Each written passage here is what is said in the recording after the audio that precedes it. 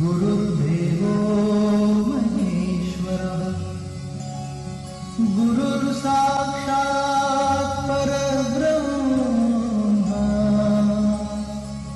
तस्मै श्री गुरुवे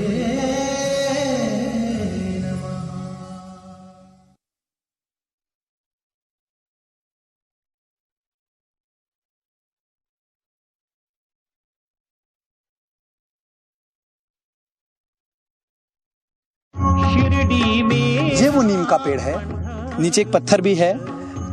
इस पत्थर पर बाबा बैठा करते थे। जहाँ पर बाबा पैदा हुए थे वहाँ पर एक मंदिर बन गई है, लेकिन अभी भी बाबा के घर के जो अवशेष हैं आप देख सकते हैं, इन्हें चारों तरफ से दीवारों से घेर दिया गया है। जहाँ पे बाबा पैदा हुए थे वहाँ की खुदाई के दरमियान ये चीजें मिली हैं कि साईं बाबा का पवित्र जन्म है और उसमें मिले ये वस्तु है।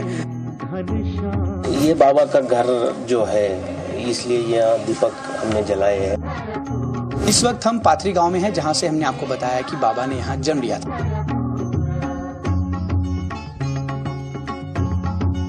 उनकी जो शिक्षा दीक्षा होती थी, उन्हें जो योग सिखाया जाता था, वो इसी किले में सिखाया जाता था।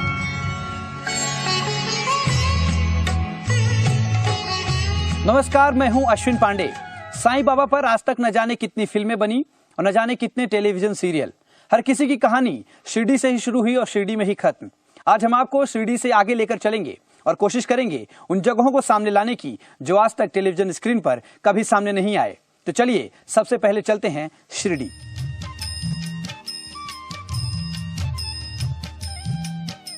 हम शिरडी के रास्ते इस उम्मीद के साथ बढ़े कि साईं को लेकर शायद वहीं से हमें आगे का कोई छोर मिलेगा,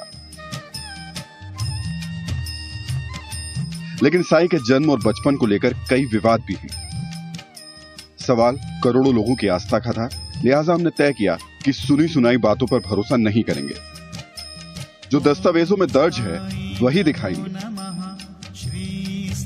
साईं बाबा पर लिखी गई सबसे पुरानी किताब साईं सच्चरित है, लेकिन इस किताब में भी ज्यादातर जिक्र शिरडी का ही किया गया है। खैर, किताब में साईं के चमत्कारों को पढ़ते पढ़ते हम कब शिरडी पहुंच गए पता ही नहीं चला। अब काम थोड़ा मुश्किल हो गया था, क्योंकि साईं बाबा पर कई किताबें लिखी जा चुकी हैं। हमने रिसर्च किया और 3 सबसे पुरानी किताबों को अपनी खोज का आधार बनाया।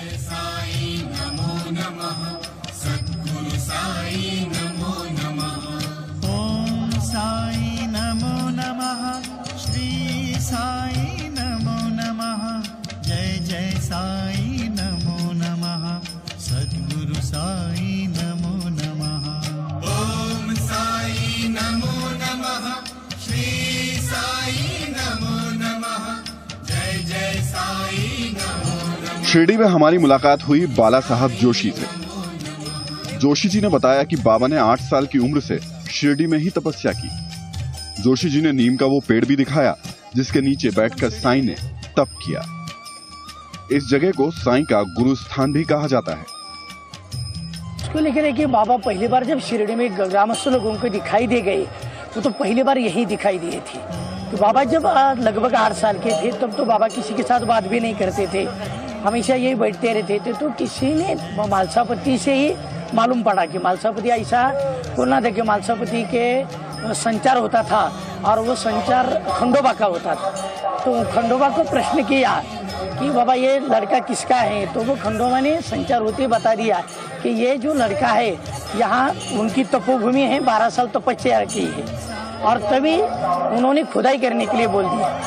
तो खुदाई करने के बाद यहाँ दिया, गोमुखी, रुद्राक्ष की माला और आसन ये दिखाई दे गया।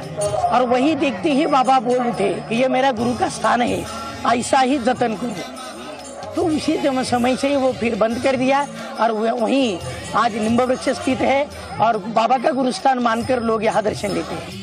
साईं सच्चरित, इस किताब में ज्यादातर बातें शिरडी की गई हैं। इसमें ना तो बाबा के जन्मस्थान का जिक्र है और ना ही उनके परिवार का। इसके बाद हमने वीबी खेर और दासगनु द्वारा लिखी गई साईं बाबा पर 2 किताबों को उठाया। इसमें ना सिर्फ साईं बाबा के जन्मस्थान का जिक्र है, बल्कि उनके परिवार का भी जिक्र है। इन किताबों में लिखा है कि साईं बाबा का जन्म पाथरी गांव में हुआ है। तो चलिए चलते हैं पाथरी गांव। जोशी जी से जब हमने पूछा कि बाबा के जन्म स्थान और उनके परिवार के बारे में कुछ पता है, तो उन्होंने सिरे से खारिज करते हुए कहा कि बाबा का जन्म नहीं हुआ बल्कि वो प्रकट हुए थे, और ये साइंस सत्य चरित किताब में दर्ज भी है। ये लगभग 1857 यानी कि 1857 में बाबा पहली बार दिखाई दे, ऐसा अंदाजा है कि वो तो फिक्स नहीं है कि साई चरित्र में जो आधार पर है वही हम बताते हैं कि वो फिक्स साल हम नहीं बता सकते, मगर उसका उल्लेख कई बार लिखा है कि 1857 लगभग साल होगा कि बाबा पहली बार यही दिखाई दे। बाकी किताबों का भरोसा हमें साई बाबा संस्थान भी प्रमाणित नहीं मानते, क्योंकि पहली जब बाबा थे देहधारी द्वारकामाई में, तो ये दाभोलकर ने इच्छा प्रकट की कि बाबा आपका सच्चरित्र हम लिखेंगे, तो बाबा ने आशीर्वाद दिया था कि आप दफ्तर रखो, उसको मेरा सहाय्य होगा और आप साहित्यचरित्र लिख सकते हैं। तो बाबा की आज्ञा लेकर ये साहित्यचरित्र शुरू हो गया। पाथरी गांव की तरफ हम आगे बढ़े ही थे कि रास्ते में खिरडी गांव को देखकर रुक गए। बात की तो पता चला बाबा शिरडी से पहले खिरडी गांव आए थे। खिरडी वाले ने यहाँ ऐसा करा तो यहाँ से वो चले गए, तो उसको शिरडी लग गई। लोगों का कहना है कि खिरडी के लोगों ने उस वक्त बाबा का अपमान किया। यहाँ के लोगों का मानना है कि शायद इसी वजह से इस गांव का पानी खारा है, जबकि आसपास हर गांव में पानी मीठा है। जब लोगों ने उनको यहाँ से भगा दिया तो लोगों ने, साईं बाबा ने कहा कि इस गांव में पानी खारा रहेगा, और खारा पानी रहेगा तो ऐसी आज हालत ऐसी है कि हमारे गांव में पानी खारा है, और हमारी जो हद है खिरडी गणेश गांव की, वहाँ के बाजू में के गांव को मीठा पानी है और अच्छा पानी है। खिरडी के लोग कहते हैं कि काश उनके पुरखों ने साईं को ना जाने दिया होता तो आज शिरडी की जगह दुनिया भर में खिरडी का नाम होता।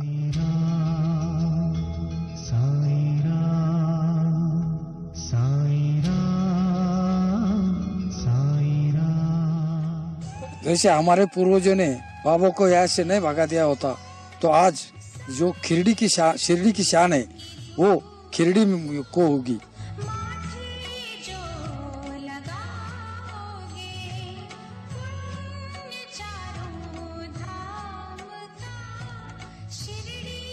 बहरहाल खिरडी के लोगों को उनके अफसोस के बीच छोड़ हम पाथरी गांव की तरफ आगे बढ़े।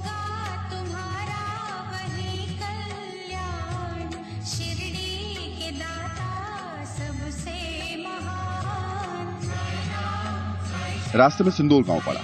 लोगों ने कहा अगर आप साईं पर प्रोग्राम कर रहे हैं तो एक बार इस गांव के अंदर जरूर जाइए।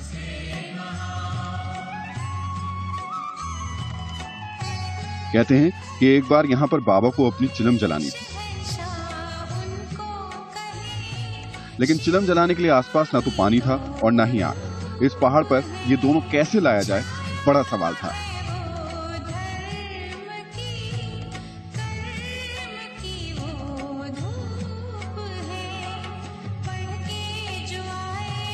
लेकिन बाबा ने जमीन पर चिमटा मारकर चुटकियों में हल निकाल दिया। लोगों की मान्यता है कि आज भी इस जगह से हमेशा ये पानी ऐसे ही बहता रहता है।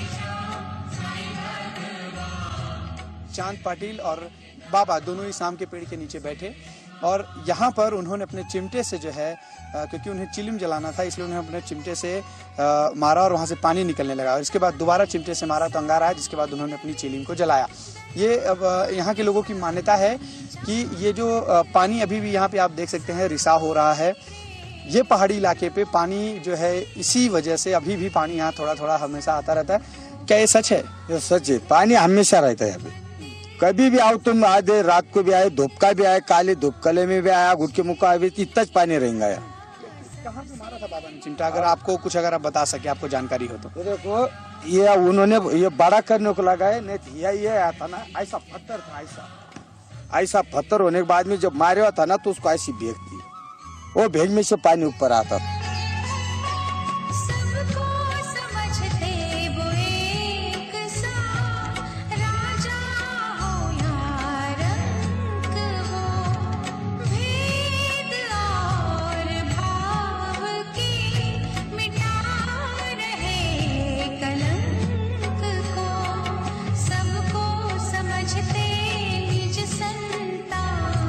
शिरडी के दाता सबसे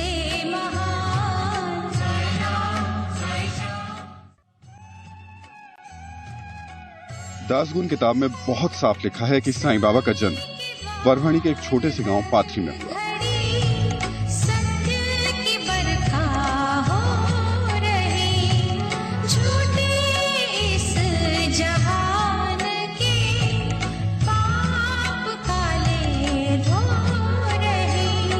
हमारी गाड़ी पाथरी गांव की तरफ बढ़ ही रही थी कि अचानक एक जगह हमें ब्रेक लगानी पड़ी।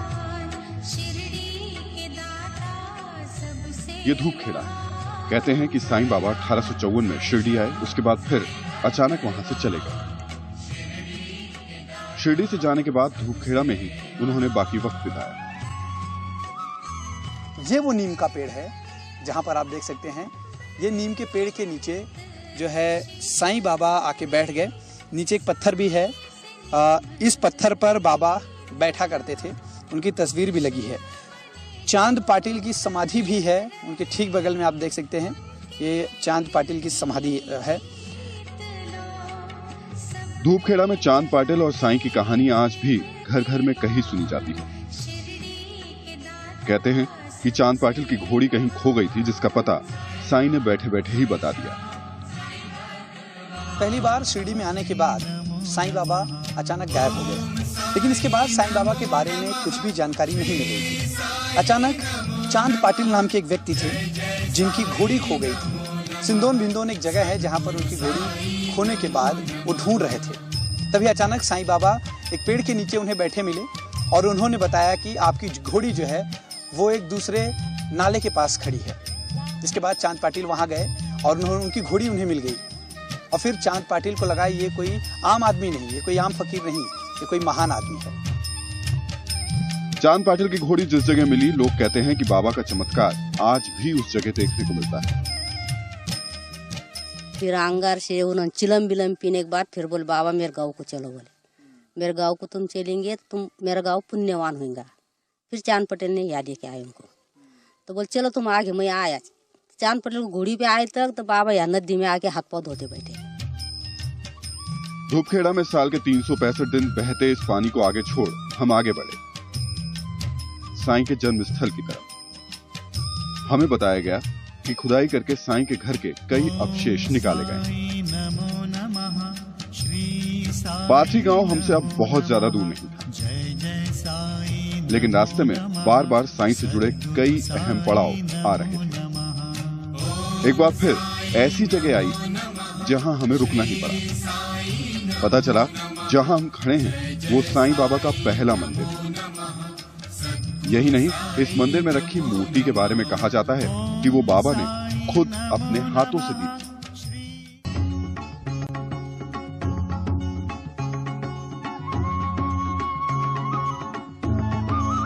बहुत कम लोगों को पता होगा कि साईं बाबा का पहला मंदिर उनकी समाधि लेने से पहले ही बन गया था।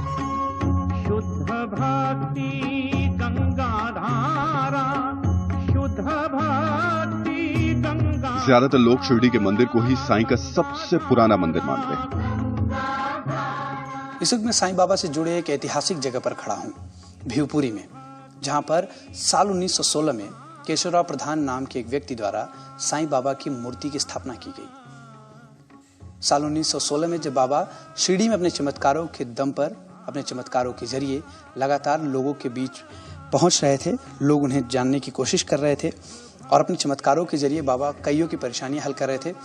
उसी समय केशवराव प्रधान जो भिवपुरी के रहने वाले थे, वो बाबा के पास गए और बाबा ने ये मूर्ति जो आप देख रहे हैं, इस मूर्ति को बाबा ने उन्हें भेंट किया और इस मूर्ति को लेकर केशवराव प्रधान जी अपने गांव वापस भिवपुरी आए और इसी मूर्ति का उन्होंने यहाँ पे स्थापना की। ये सबसे पहला ऐसा मंदिर है जो साईं बाबा के रहते हुए बनाया गया था। 1916 में भिवपुरी में बाबा का यह पहला मंदिर बना। मंदिर की स्थापना केशव प्रधान ने की।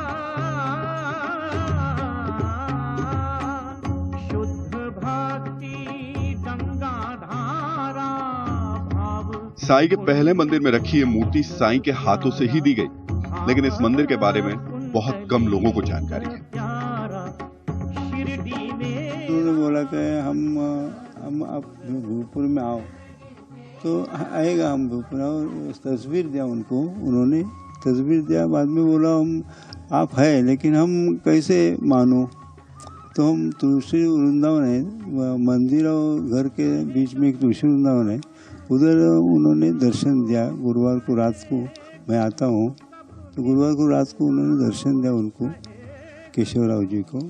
फिर मूर्ति की स्थापना की गई। फिर स्थापना की। सब मिलकर आओ गाओ साईं विठल न्यारा, गाओ साईं विठल न्यारा।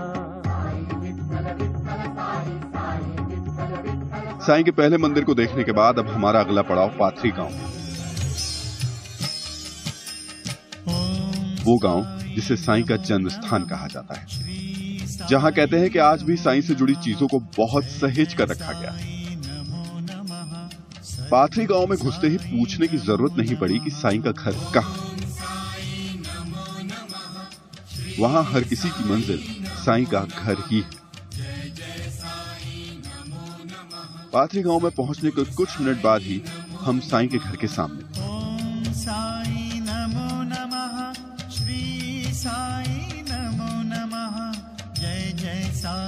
शिरडी, कोपरगांव और धूपखेड़ा गांव, ऐसी तमाम जगहों पर हमने साईं बाबा के जन्मस्थली के बारे में जानने की कोशिश की, क्योंकि बाबा इन जगहों पर गए हैं और शिरडी में तो अभी बाबा की समाधि भी है।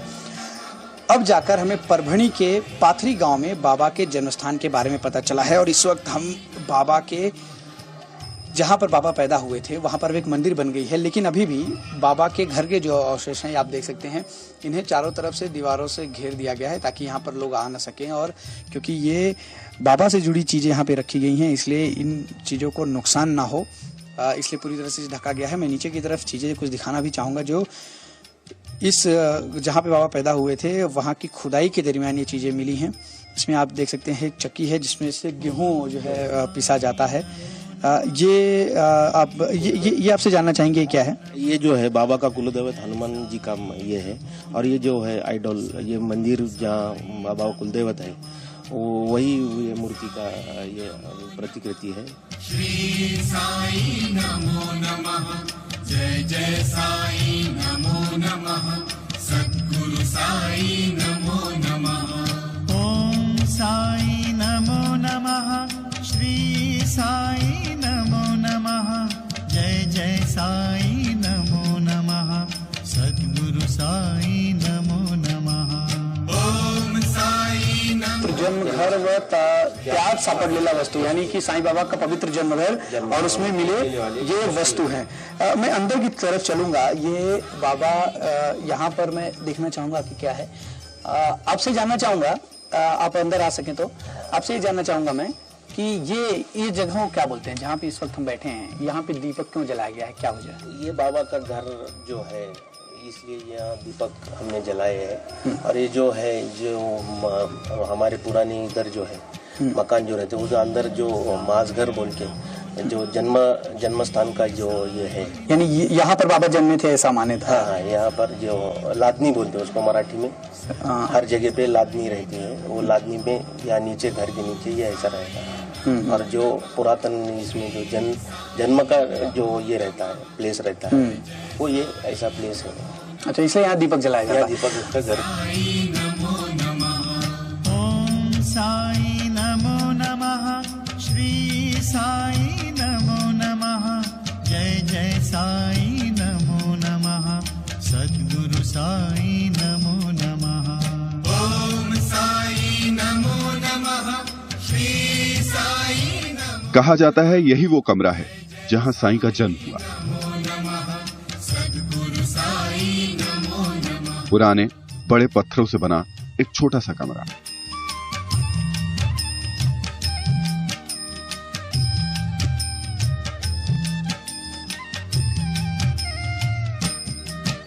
इस घर को बहुत ही मुश्किल से सहेज कर रखा गया है। घर पूरा नहीं है, उसके सिर्फ कुछ हिस्से हैं।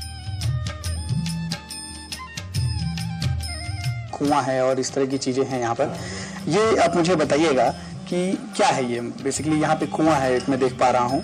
ये कुआं नहीं है, ये जो ये है फूड ग्रेन्स जो प्रिजर्व करने के लिए ये जो ये है। अच्छा, फूड ग्रेन्स यानी कि इसमें वो रखे जाते थे समझो, बड़े पैमाने पे वो रखने की पुरातन इसमें कोई जगह नहीं थी, तो ये ऐसे इसमें वो रख के सालों साल उसको इस्तेमाल कर सकते थे। ये हिसाब से वो ये जमीन जो है ये एक यहाँ भी है, इस तरफ भी है, दो मिले यहाँ। अच्छा, ये भी खुदाई के दरमियान आपको पता चलेगा। हाँ, ये आपसे जानना चाहेंगे, इतने दिनों तक ये बातें सामने नहीं आई, इसके पहले क्या वजह थी कि इन चीज़ों के बारे में लोग जान नहीं पाए और सामने नहीं आ पाई? वजह कुछ ये नहीं है, मगर बाबा के इसमें कुछ संभ्रम लोगों के मन में है कि भाई जन्म स्थान ये क्या बोल रहे हैं, उसमें कुछ तथ्य है या नहीं, और कोई उसमें कुछ ये नहीं करता था, फेथ नहीं करता था कि भाई ये सही में है, उसमें कुछ विवाद खड़ा हो सकता है। इसलिए कोई यहाँ क्या, और ये इंटीरियर में गांव है, यहाँ लोगों को कुछ मालूम नहीं, कम्युनिकेशन का कुछ यहाँ इतना ये नहीं है, इसलिए ये पिछड़ा भाग होने के कारण से या कोई लोग आए नहीं और आने की कोशिश भी किसने नहीं की। गुरु साई नमो नमः, ओम साई नमो नमः, श्री साई नमो नमः, जय जय साई नमो नमः, सद्गुरु साई नमो नमः। ओम साई नमो नमः, श्री साई नमो नमः, जय जय साई नमो नमः, सद्गुरु साई। एक आम सबसे अहम बात यह है कि शिरडी में काफ़ी विकास हुआ है, जहाँ पर बाबा ने जाकर समाधि ली, लेकिन इस गांव का विकास पूर्ण रूप से अभी तक नहीं हुआ है। मैं इस तरफ भी चलना चाहूँगा। ये जो है तस्वीरें जो साफ हैं कि ये सब सारी चीज़ें जो है खुदाई के दरमियान मिली थी। यहाँ पर मैं आपको दिखाना चाहूँगा, यहाँ पे हम चलते हैं। ये जगह आपसे जानना चाहेंगे कि ये क्या है बेसिकली, यहाँ पे क्या था कि इसे भी पूरी तरह से घेरा हुआ है? यही वो मकान था यहाँ, यानी ये रूम्स जो बंदे थे ना, उसका जो इंटैक्ट यानी अटूट जो भाग मिला है वही ये प्रिजर्व किया है। ये आगे की तरफ भी कुछ है यहाँ पे?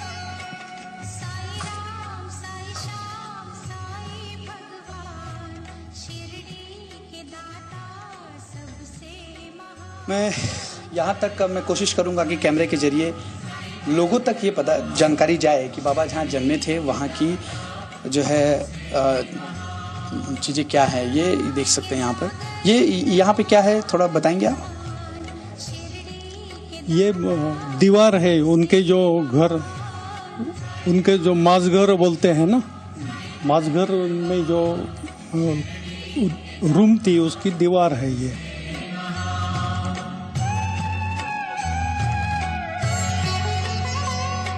हमें बताया गया कि बाबा के इस घर को सुरक्षित रखना भी एक बड़ी चुनौती है। यहाँ आने वाले आस्था और श्रद्धा के चलते घर की मिट्टी और पत्थरों को उठाकर ले जाते हैं। हालांकि अब इस घर को एक शीशे की चार दीवारी से घेर दिया गया है।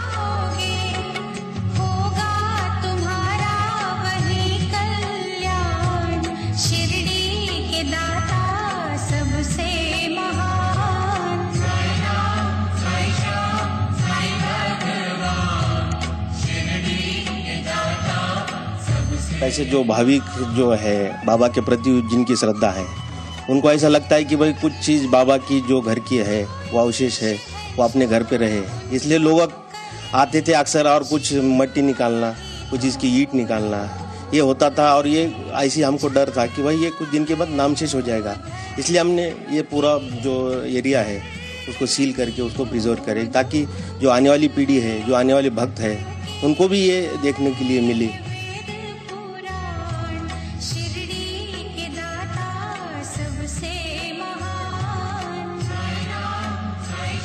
शिरडी के लोग ये नहीं मानते कि बाबा के यहाँ जन्म हुआ था, काफी विवाद है इस मामले को।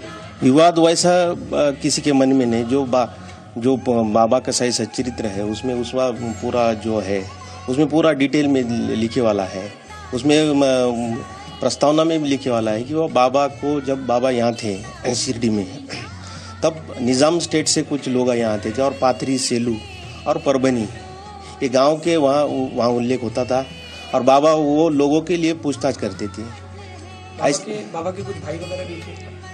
भाई वगैरह थे, मगर अभी कोई उनका ऐसा ये नहीं है जो उनके है, वो काल में वो नहीं रहे अभी। मगर बाबा का कुछ उसमें बाद में उनकी कुछ ये नहीं था, वो सन्यासी के रूप में थे, इसलिए उनका बाकी कोई उनका ये परिवार के नहीं। पर उनका जो भुसारी नामक जो उनका परिवार था पूरा, उनके नाम पे ये जगह थी। जर्जर हो चुके इस घर को देखकर हमारे दिमाग में एक ही सवाल था। हर साल शिरडी में करोड़ों का चढ़ावा चढ़ाया जाता है, देश विदेश में साईं के मंदिर बनवाए जाते हैं, फिर साईं का घर ऐसी हालत में क्यों? यहाँ के बारे में ये अभी पता चला है कि बाबा ने यहाँ जन्म लिया था। वो एक ब्राह्मण परिवार, भूसारी जो कहा जाता है वो ब्राह्मण होते हैं, ब्राह्मण परिवार में पैदा हुए थे। उनके और भी भाई थे। बाबा का नाम हरि भाऊ था। बाबा बाद में जैसा कि महलसापति ने उनका नाम साईं रखा और फिर वो साईं बाबा नाम से प्रचलित हुए। बाबा की यहाँ मूर्ति जो है स्थापना की गई है। इन जो बाबा के घर के जो अवशेष हैं उन्हें पूरी तरह से संभाल के रखा गया है। बहरहाल इन कहानियों में जो किताबें लिखी गई हैं, ये उन किताबों के आधार पर ये साबित होता है कि बाबा यहाँ जन्म लिए थे। लेकिन सच्चाई क्या है? क्या बाबा सचमुच में यहाँ जन्म लिए थे? ऐसे कई सवाल हैं जो अभी भी अनसुलझे हैं। लेकिन अगर किताबों की माने तो बाबा ने यहाँ जन्म लिया था। जबकि साईं सच्चरित्र नाम की किताब जो लिखी गई है, साईं बाबा की अनुमति के आधार पर कहा जाता है, उस साईं सच्चरित्र में पाथरी गांव का जो है वर्णन नहीं दिखाया गया है। कुछ लोगों का कहना है कि पहले दिखाया गया था लेकिन बाद में उसे हटा दिया गया। सच्चाई क्या है इसके बारे में अभी तक कुछ साफ नहीं हो पाया।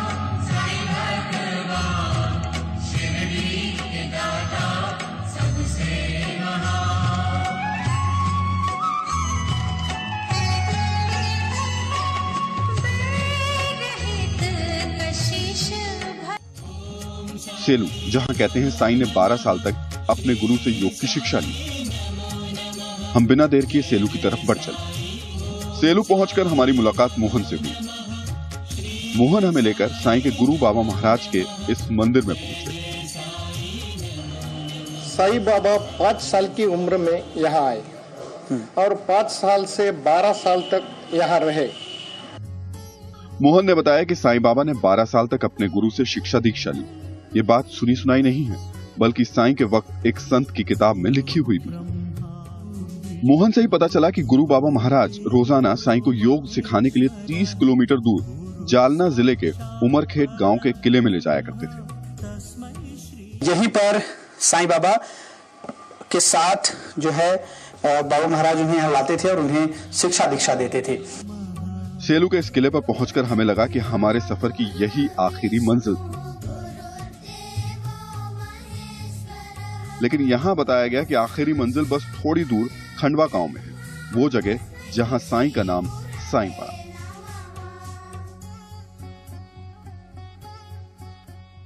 इस वक्त मैं उस खंडवा मंदिर में हूं जहां पर साईं बाबा का नाम साईं पड़ा। उन्हें पहले लोग फकीर के नाम से जानते थे। इसी मंदिर के पुजारी महलसापति ने एक बाल फकीर को साईं नाम दिया। औरंगाबाद से चांद पाटिल के रिश्तेदार की शादी की बारात इस खंडोबा मंदिर के सामने उतरी थी। उनको उसके साथ बाल फकीर थे। उन बाल फकीर को यहाँ के जो पुजारी है और जो विश्वस्त थे महलसापति जी, उन्होंने उनको आओ सही करके पुकारा। हम ये तो नहीं कहेंगे कि इस सफर में हम साईं तक पहुंच गए, लेकिन जहां उनका ये नाम पड़ा वहां तक पहुंचने की ये कोशिश जरूर।